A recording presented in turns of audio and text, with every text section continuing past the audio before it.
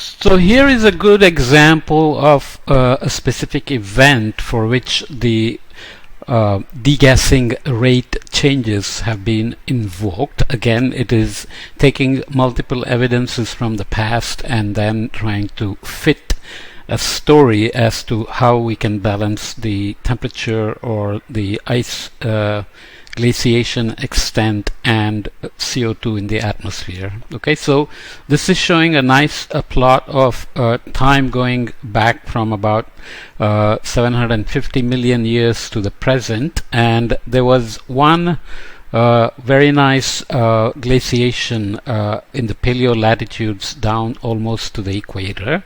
We say paleo latitudes because the continents have been obviously moving around, and the extent of the glaciation are interpreted by looking at various evidences of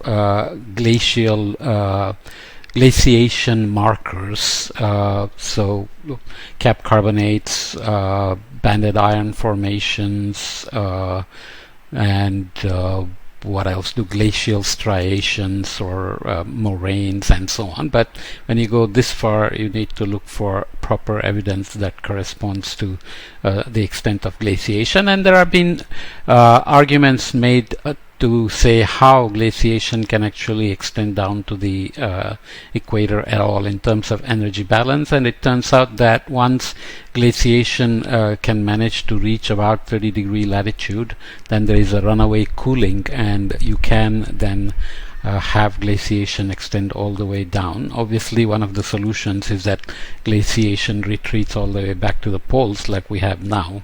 Alright, Antarctica has glaciation, and Greenland and so on. Okay, so if you look at other glaciations, the point here is that paleolatitude of glaciations throughout the Neoproterozoic and Phanerozoic, although there are regular icehouse periods, ice cover has not reached the tropics since the Cryogenian, which went from 720 million years ago to 635 million years ago. So this paper uses estimates and models to look at the past subduction zones shown in simplified paleomap reconstructions. Subduction zones are shown here in red. So obviously you can see the changes in continental configurations here, going from the period that we are talking about, okay, the Cryogenian, into the more recent periods. And here we are looking at total subduction zone length in million meters. So you can see that over that time, the various estimates here from the PaleoMap project, which goes all the way back to other papers which have reported different periods by different methods, say that the total subduction zone length in this period was reduced, which would lead to reduced degassing, as we will see. We talked about magmatism and degassing. The subduction zone length maximized around here just after the Cambrian started, but nonetheless going back to the length of continental arcs. So when subduction happens, we saw that there are these arc volcanoes set up, and we said the emissions, degassing or outgassing from those are very critical for rate changes along the Earth's history, and atmospheric CO2 levels and temperature changes, etc., especially to match the estimated weathering rate changes as well. So you can see that the length of the continental arc also is correspondingly minimum from these papers here, and the ridge generation rate from sea level inversion. So you can see how multiple evidences are combined for these. So this doesn't quite reach into the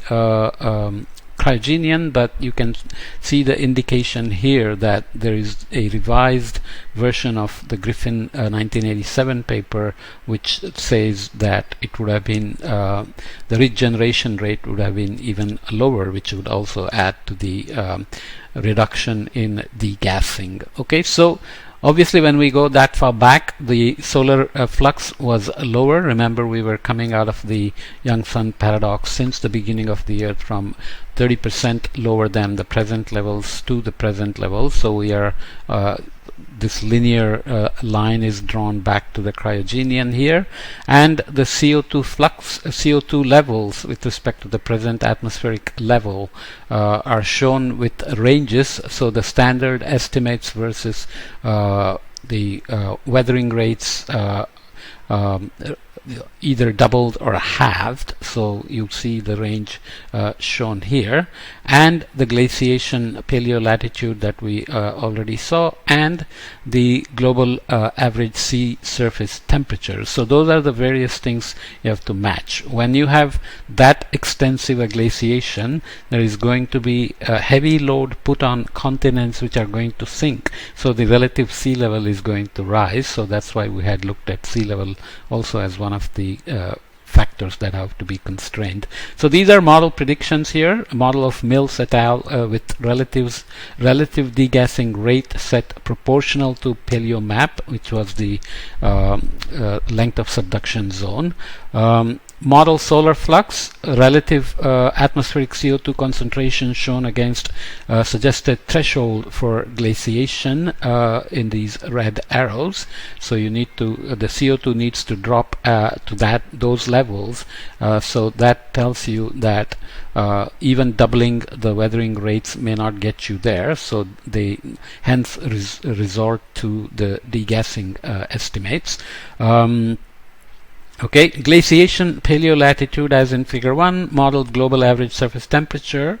Again, just remember these are models. So here global average surface temperatures down to where we would drive a global glaciation. Okay, blue lines show twofold enhancement of terrestrial weathering, representing a lower bound under potential glaciation trigger events in terms of CO2 and feedbacks to temperature.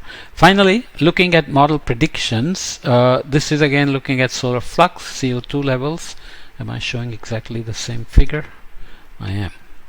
Oops, sorry, I screwed that up. But nonetheless, the argument here is that let me stop and see if I have another figure that's more appropriate. Okay, so no other figure. So to conclude with that, basically it says that the degassing rates and the arrangements of continents to give us the estimated subduction zone lengths and the degassing rates changing would have explained why we didn't get back to this level of glaciation in terms of its latitudinal extent. Okay, so this is there are other arguments going back to the previous temperature explanations explaining the young sun paradox, if you remember, where we had to invoke the presence of methane and CO2 and other arguments, lack of oxygen to burn methane, which would keep the methane levels very high and extend their residence time and so on. So here in this context we are much more worried about trying to see whether weathering rates could explain what kept us in the subsequent glaciations into the Neoproterozoic and so on that could explain. So we are going here from the deep glaciation in the Neoproterozoic into Paleozoic and Mesozoic, where such extensive glaciations didn't happen. So this is a good example of how degassing changes and continental configurations can explain the extensive glaciation and why it didn't happen again. Okay, so we will leave it there and then conclude with some general points about the variations of carbon dioxide and temperature through Earth's history.